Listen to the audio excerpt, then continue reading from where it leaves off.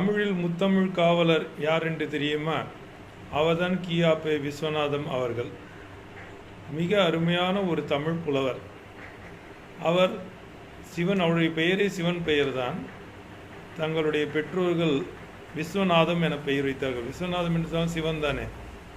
அதனால்தான் அவர் திருச்சிராப்பள்ளியில் 1927ஆம் ஆண்டு அனைவரும் கோயிலுக்குள் நுழைய வேண்டும் என ஆலய நுழைவு போராட்டத்தை நடத்தியவர். பெண்கள், விதவையான பெண்களும் சரி, ஒதுக்கப்பட்ட மக்களும் சரி, எல்லோரும் ஒன்றுதான், எல்லோரும் பக்தியுடன் வாழ வேண்டும் என்று அழைத்து சென்றவர் அவர்தான். சமூக நீதிக்காக போராடியவர். வண்ணன் வந்தானே வண்ணாத்தி வந்தாலே என்று வண்ணர் குலத்தை இழிவுபடுத்திய போது எல்லோரையும் பாராட்ட வேண்டும் என்று தூற்றக்கூடாது என்று சொல்லி அவர்களுக்காக போராட்டம் நடத்தியவர். தமிழுக்கு ஆட்சி மொழியானால் நான் நிம்மதியாக சாவேன் என்று சொல்லி தமிழ் பற்றை வெளிப்படுத்தியவும் அவர்தான். நன்றி, வணக்கம்.